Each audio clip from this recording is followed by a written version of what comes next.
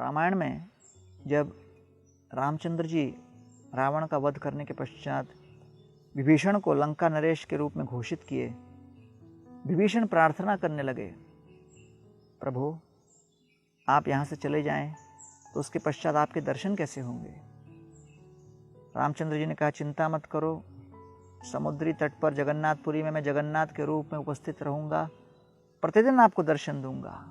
कहा गया है उस दिन से प्रतिदिन विभीषण आते हैं रात्रि के समय जगन्नाथ जी का दर्शन करने। एक दिन विभीषण जी ने जगन्नाथ जी से प्रार्थना की, प्रभु मैं तो प्रतिदिन आ रहा हूँ आपके दर्शन करने, आप लंका एक बार पधारिए।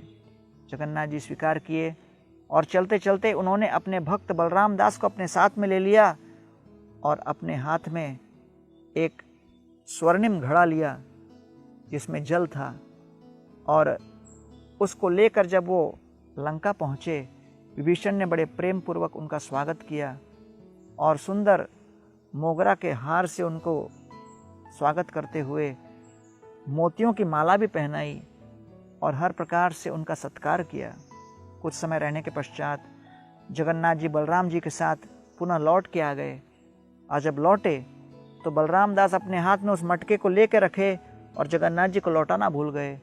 प्रातःकालीन सभी पुजारी ढूंढने लगे कि वो सोने का मटका कहाँ है। बलराम जी आके वो बोलने लगे कि मैंने मटका चुराया है। बलराम दास की वाणी को सुनकर सभी को लगा इसने चुराया है, लेकिन उसने कहा नहीं, मैं राजा को वर्णन करना चाहता हूँ। राजा के सामने लेके आए तो राजा के सामने उन्होंने पूर्व रात्रि के संपूर्ण वृत्तांत वर्णन कर दिया। राजा को शंका हुई, लेकिन जगन्नाथ जी का जब दर्शन खुला, उन्होंने जगन्नाथ जी के सुंदर विग्रह के ऊपर वही काले मोगरे का एक अद्भुत हार देखा, मोतियों की माला का हार देखा, और वो समझ गए कि ये जगन्नाथ जी ने विशेष लीला अपने भक्त विभीषण जी को संतुष्ट करने के लिए किया है।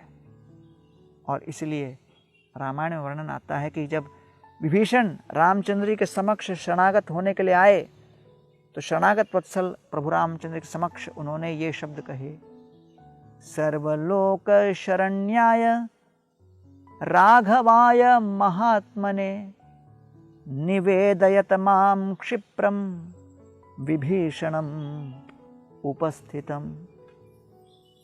सभी लोगों को शरण देने वाले हे रामचंद्र जी, मैं आपके समक्ष आया हूँ, शरणागत होने के लिए आश्रय दीजिए। हम भी भगवान के चरण कमलों का आश्रय लें और जीवन को सफल बनाएं।